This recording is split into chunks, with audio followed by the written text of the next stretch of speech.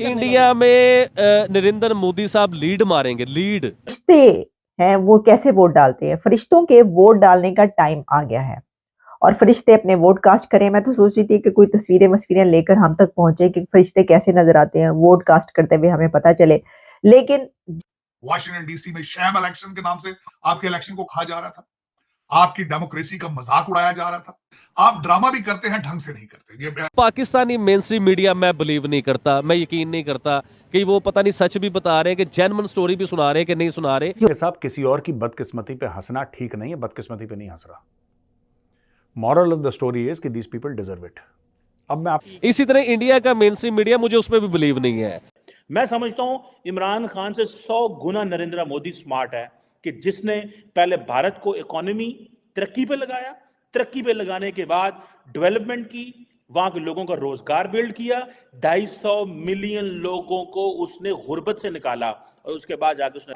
लेकिन trade with India is good for the people of Pakistan. मेरी एक आर्गुमेंट जिस भी नई हुकूमत आ रही है उसके लिए ये है कि चाइना क्या हमारे कहने पे इंडिया से ट्रेड उसने जीरो कर दी है? The answer is no. ठीक है ना? इंडिया और चाइना के बड़े वो क्लियर नजर आ रहा है कि शायद नवाज शरीफ ही फिर से प्राइम मिनिस्टर बने, तो क्या फिर से रिलेशन बेहतर होंगे? मुझे थोड़ी आप इलेक्शन का ड्रामा भी करते हैं, लेकिन मैं एक बात पे हैरान हूं कि इंटरनेशनल मीडिया ने आपके इलेक्शन की धज्जियां बड़े देर से उड़ा रहे हैं। थोड़ा हिस्ट्री को देखें, पाकिस्तान के पास्ट को देखें, तो नवाज शरीफ साहब 3 बार प्राइम मिनिस्टर बने हैं, तो कहीं ना कहीं इंडिया के साथ उनके दौर में रिलेशन बेहतर हुए हैं, कोशिश की गई है। क्या समझते हैं आप? तो वो तो कह रहे हैं जी कि ये सारी धांधली इतनी मैसिव हो रही है, कोई एक गवर्नमेंट बनती और सॉलिड बनती, जैसे तुर्की में रजब उर्दगान की है, इंडिया में मोदी साहब की गवर्नमेंट है। सारा इंटरनेशनल मीडिया, पाकिस्तान की हिस्ट्री में हमने इतना फीका इलेक्शन नहीं देखा। और अल्लाह ताला के हजूर शुक्रगुजार हूँ कि इस कौमी फरीज़ा और आइनी ज़िम्मेदारी की तकमील में अल्लाह ताला ने इलेक्शन कमीशन को सुरखरू किया।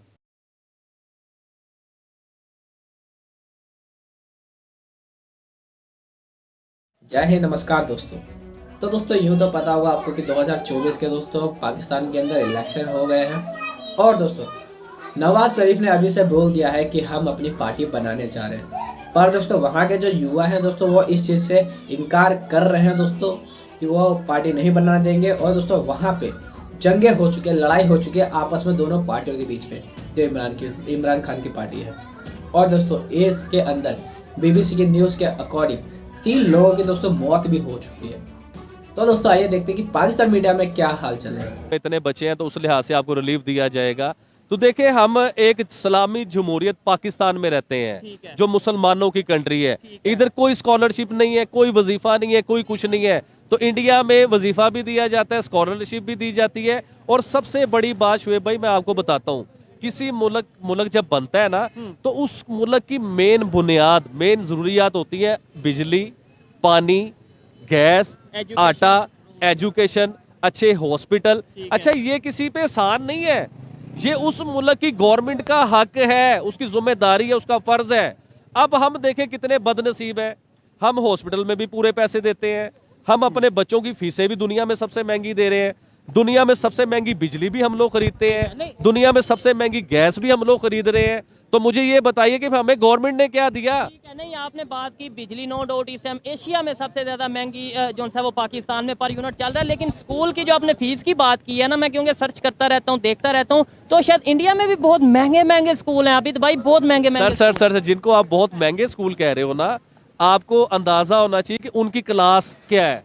मैं आता हूँ इसे गवर्नमेंट के, सर सुनिए, गवर्नमेंट के आम स्कूल के ऊपर आता हूँ, जैसे फर्स्ट सेकंड थर्ड जो होती है ना, ये प्राइमरी वगैरह, ये स्टार्टिंग जो क्लासें होती हैं। अब आप वो स्टार्टिंग क्लासें गवर्नमेंट स्कूल की बात कर रहा हूँ, इंडिया के सरकारी स्कूल जो फ्री है उसे कंपेयर कर लीजिए, उसकी क्वालिटी ऑफ एजुकेशन उसकी देख लीजिए, और पाकिस्तान में जो सरकारी स्कूल है इनकी क्वालिटी ऑफ एजुकेशन आप देख लीजिए। तो आप सर पकड़ के बैठ जाएंगे, हमारे यहाँ जो सबसे हाई फाई क्लास के स्कूल है ना, जो महंगे तरीन स्कूल है, इंडिया के आम सरकारी स्कूल के बराबर का उसका लेवल है। सर ये थी, मतलब ये है कि आबिद भाई ने जो बातें की हैं काफी हद तक मैं उनसे एग्री करता हूँ। डेफिनेटली एजुकेशन का लेवल, ये सिर्फ आबिद भाई नहीं कह रहे, पूरी दुनिया कह रही है कि अगर आज थोड़ा कंपैरिजन किया जाए या इंटरनेशनल लेवल पे, आप यही देख लें कि जो मल्टीनेशनल कंपनीज के CEOs हैं वो मोस्टली हमें इंडियंस देखने को मिलते हैं, पाकिस्तान से उस तरीके से नहीं देखने को मिलते। और इलेक्शन की जहाँ तक बात है, तो जब तक पाकिस्तान में फ्री एंड फेयर इलेक्शन नहीं होंगे, जब तक यहाँ पे डेमोक्रेसी हकीकी मायने में नहीं आएगी, और जब एक तक मेजोरिटी मतलब एक पार्टी की मेजोरिटी के साथ गवर्नमेंट नहीं आएगी, तब तक वो अपने फैसले खासतौर पे फॉरेन मिनिस्ट्री फॉरेन अफेयर्स के हवाले से अपने डिसीजन नहीं ले पाएगा,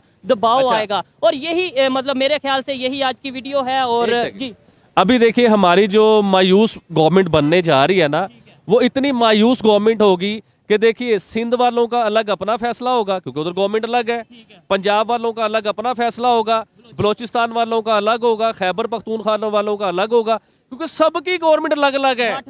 तो फिर हम कैसे तरक्की करेंगे सर? हम कैसे ऊपर जाएंगे, कैसे कामयाब होंगे कि जब हमारे पास ताकतवर वजीर आजम ही नहीं आने दिया आज तक। आज तक देखिए ना कि कोई वजीर आजम थोड़ा सा ताकतवर हुआ है तो उसकी गवर्नमेंट चली जाती है, वो 2 साल 2.5 साल 3 साल 4 साल बाद वो भाग जाते हैं। तो मतलब अब जो भी गवर्नमेंट आए तो प्लीज खुदारा उसके 5 साल पूरे होने चाहिए, और वो जो भी डिसीजन ले, देखे वजीर आजम होता है सुपर पावर, किसी भी कंट्री का वजीर आजम होता है वो सुपर पावर होता है।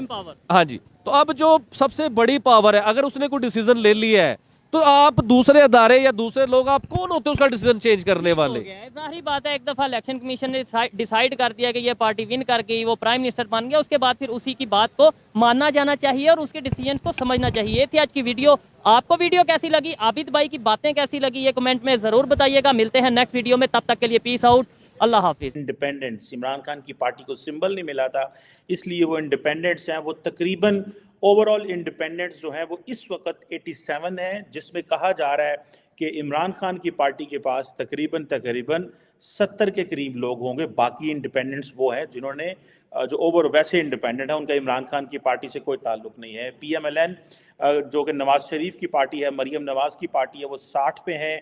पीपल्स पार्टी जो है बिलावल भुट्टो की पार्टी, वो 45 पे हैं। सो लग ये रहा है कि इस वक्त नवाज शरीफ और पीपल्स पार्टी और बाकी पार्टियां मिलके हुकूमत बनाएंगी और इमरान खान की पार्टी बाहर रहेगी।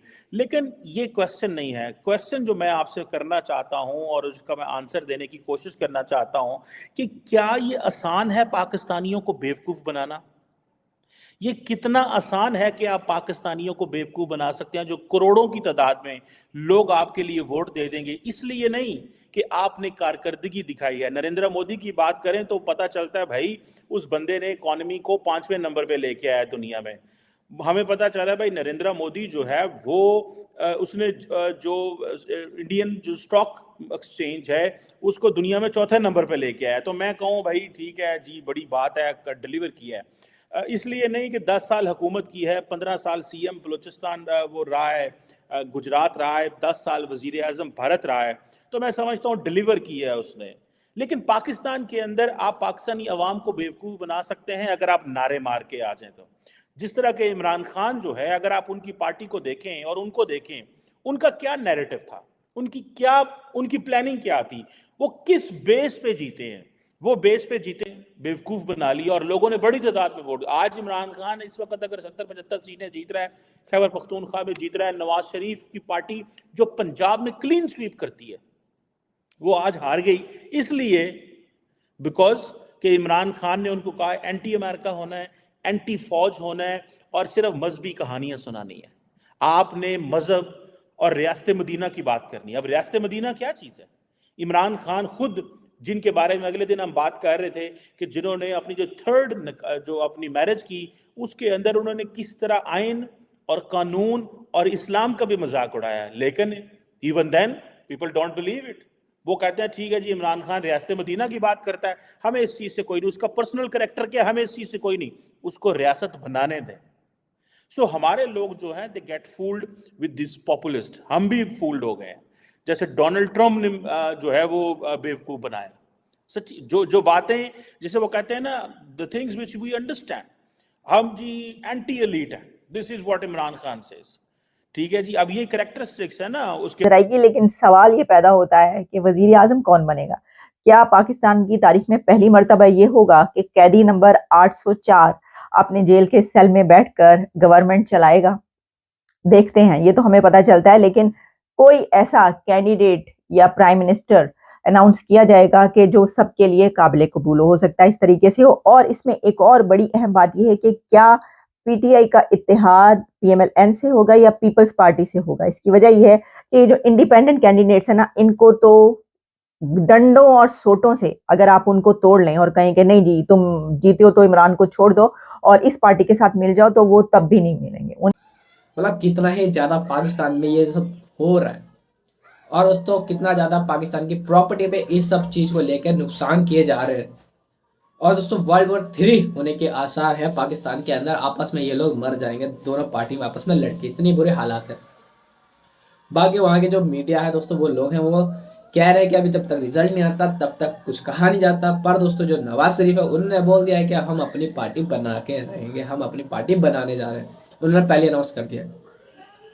और दोस्तों वहाँ के जो पब्लिक है इस चीज़ को मानने से इनकार करें, कह रहे हैं कि वोटिंग सही से नहीं हुई है या इलेक्शन सही से नहीं हुए, तो वहाँ के यूथों ने कर दिया हंगामा।